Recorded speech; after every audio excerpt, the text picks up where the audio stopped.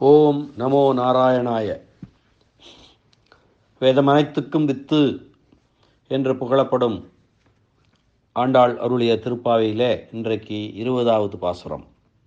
33 அமரர்க்கு முன் சென்று 33 அமரர்க்கு முன் சென்று கப்பம் தவிர்க்கும் கலியே துயிலழாய், செப்பமுடையாய் திரளுடையாய் செற்றார்க்கு வெப்பம் கொடுக்கும் விமலா துயிலழாய், செப்பென்ன மென்முலை செவ்வாய் சிறுமருங்குல் நப்பின்னை நங்காய் திருவே துயிலழாய், உக்கமும் தட்டொழியும் தந்து உன் மணாளனை இப்போதே எம்மை நீராட்டு ஏலோர் எம்பாவாய் என்கிறார்கள். கப்பம் என்றால் நடுக்கம் என்ற பொருள் தரும். செப்பம் என்றால் நேர்மை, உக்கம் என்றால் விசிறி, தட்டொளி என்றால் கண்ணாடி. இன்றைய பாசுரத்தினுடைய நேரடி எளிய பொருள், 33 தேவர்களுக்கு துன்பம் வரும் முன்பே சென்று அவர்களின் நடுக்கத்தை போக்கும் வன்மையுடைய கண்ணனே, தூக்கத்திலிருந்து எழுந்திரு. நேர்மையும் பலமும் உள்ளவனே, பகைவர்க்கு பயத்தை கொடுக்கும் தூயவனே, எழுந்திரு. செப்புக்குடம் போன்ற மென்மையான மார்பகங்களையும் சிவந்த வாயையும் சிறுத்த இடையையும் உடைய நப்பின்னை அன்னையே, நீயும் துயிலெழு. எழுந்ததும் பார்க்கத்தக்க விசிறியையும் கண்ணாடியையும் தந்து உன் கணவனை எழுப்பி எங்களுடன் நீராட அனுப்பு என்கிறார்கள் இந்த பாசுரத்தில். சென்ற பாசுரத்தை தொடர்ந்து இந்த பாசுரத்திலும் கண்ணனையும் நப்பின்னையும் கோபியர் பள்ளி எழுப்புகின்றனர். சென்ற பாசுரத்திலே நான் முந்தி நீ முந்தி என்று ஒருவருக்கொருவர் போட்டியிட்ட திவ்ய தம்பதிகள் பேசாமலே கிடந்த காரணத்தினாலே இருவரையுமே அவரவர் பெருமைகளை புகழ்ந்து பாடி எழுப்பி தாங்கள் வந்த காரியத்தை விண்ணப்பிக்கிறார்கள் இந்த பாசுரத்திலே. தேவர்கள் 33 பேர், அவர்களிலே 33 தலைவர்கள். அந்த 33 தலைவர்களுக்கும் அந்த 33 தேவர்களும் ஆட்பட்டவர்கள். அந்த 33 தலைவர்கள் யார் என்றால் 8 வசுக்கள், 12 ஆதித்யர்கள், 11 ருத்ரர்கள், அசுவனி தேவர் 2 ஆக 33. இந்த தேவர்களுக்கு அசுரர்களால் ஆபத்து நேரும் போதெல்லாம் அவர்களுக்கு முன் சென்று பகை ஒழித்து அவர்களுடைய கலக்கத்தை நடுக்கத்தை போக்கி அவர்களை காப்பவன் திருமால் என்பது புராண வரலாறு. அப்படிப்பட்ட வீரனே எழுந்திரு. 33 தேவர் 33 அமரர்க்கு முன் சென்று கப்பம் தவிர்க்கும் கலியே துயிலழாய் என்கிறார்கள்.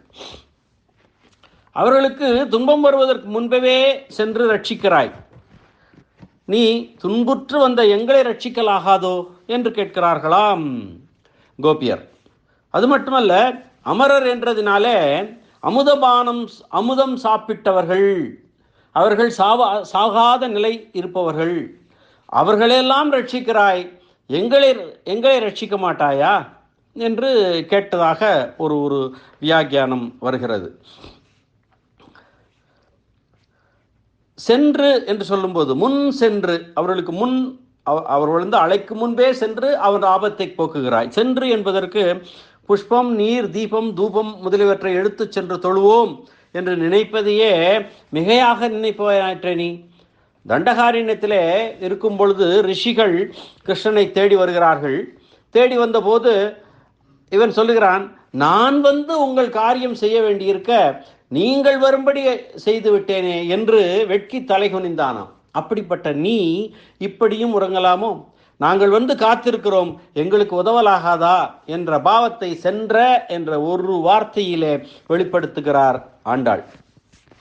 கப்பம் தவிர்க்கும் என்றால், கப்பம் என்றால் நடுக்கம் என்று ஏற்கனவே சொன்னேன். இது 33 முதலிய தேவர்கள், ரண்யன், ராவணன் முதலிய அசுரர் ராட்சசர்களால் நலிவுற்று சொர்க்கத்தை விட்டு மண்ணுலகில் மனித உருக்கொண்டு அஞ்சி நடுங்கி திரிந்த நடுக்கத்தை சொல்கிறது. அந்நடுக்கத்தை போக்கும், இதனால் உன்னை விரும்பாமல் உன்னால் தங்கள் துக்கத்தை போக்கிக் கொள்ள விரும்புவவர்களுக்கு தான் உதவுவாயா? உன்னையே விரும்பும் எங்களுக்கு உதவ மாட்டாயா என்று தங்கள் பாவத்தை வெளிப்படுத்துகிறார்கள். நாட்டார் நடுக்கத்தை போக்கும் நீ எங்களை நடுங்க பண்ணலாமா என்கின்ற அளவுக்கு ஒரு கெஞ்சி சொல்லும் வார்த்தை இந்த வார்த்தை என்கிறார். மேலும் செற்றார்க்கு வெப்பம் கொடுக்கும் விமலா என்கிறார்கள். உன்னை வந்து அடையாதவர்களுக்கு, ஆசிரிக்காதவர்களுக்கு அல்லவா நீ வெப்பம் கொடுக்க வேண்டும், வெம்மை கொடுக்க வேண்டும். அது இப்பொழுது எங்களுக்கு, உங்களை தேடி வந்திருக்கிற எங்கள் பக்கமாகிவிட்டதோ, எங்களுக்கு ஏன் துக்கம் கொடுக்கிறாய், எங்கள் மேல் ஏன் வெம்மை காட்டுகிறாய், அவர்களுக்கு காமி, எங்களுக்கு உன்னுடைய கதவை திறந்து கொண்டு நீ வந்து எங்களை ரட்சி என்று சொல்கிறார்கள். அதனால் துயிலளாய், செற்றார்க்கும் வெப்ப கொடுக்கும் விமலா துயிலளாய் இப்படி எழுப்புகிறார்கள். எழுப்பியும் அவன் வாய் தருவாமையாலே தங்களை அவனிடம் சேர்த்து வைக்கக்கூடிய பிராட்டி, நப்பின்னை பிராட்டி, அவளை எழுப்புகிறார்கள். செப்பன்ன மென்முலை செவ்வாய் சிறுமருங்குல் நப்பின்னை நங்காய் திருவே துயிலளாய். ஏனென்றால் அவளுடைய பரிந்துரை இருந்தால்தான் எம்பெருமானை அடைய முடியும் என்பது வைணவ கோட்பாடு. எனவே அந்த அளவிலே அவளை எழுப்புகிறார்கள். எழுப்பி திருவே என்று அழைக்கிறார்கள். திருமகள் போன்றவளே, திருமகளே தானே அவள், அதனால திருமகளே திருவே என்று அழைக்கிறார்கள். மேலும் நப்பின்னையை கூப்பிட்டு, இவர்களை சேர்ந்த நப்பின்னாய், நீயும் எங்களை சேர்ந்த ஆயர்குலப்பெண், அவனை எழுப்பி, கண்ணனை எழுப்பி விடிய காலையிலே கண் விழிக்கும் கண்ணனுக்கு மங்கள பொருட்களான விசிறி, கண்ணாடி முதலியவற்றை காட்டி விரைவாக எங்களுடன் பாவை நோன்புக்கு அனுப்பு என்று வேண்டுகிறார்கள். அதாவது காலையில் எழுந்தவுடன் மங்கள பொருட்களை பார்க்க வேண்டும் என்பது ஒரு மரபு. சில பேர் கண்ணாடி பார்ப்பார்கள், சில பேர் கைகளை பார்ப்பார்கள். ஹரி ஹரி என்று சொல்ல வேண்டும் என்பதுதான் உண்மை. ஆனால் எழுந்தவுடன் மங்கள பொருட்களை பார்ப்பது ஒரு மரபாக இருக்கிறது.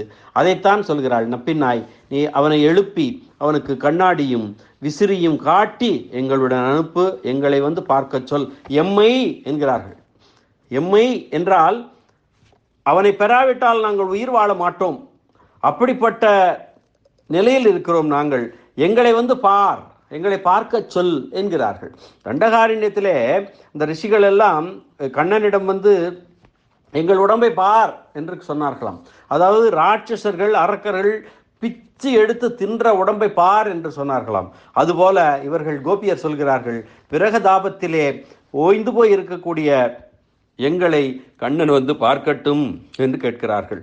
அதனாலே இப்போதே நீராட்டு, நாளை என்றால் பிழைத்திருக்க மாட்டோம், இப்பொழுதே நீராட்ட வேண்டும் என்று கேட்டு உன் மணாளனை எம்மை நீராட்டு என்கிறார்கள்.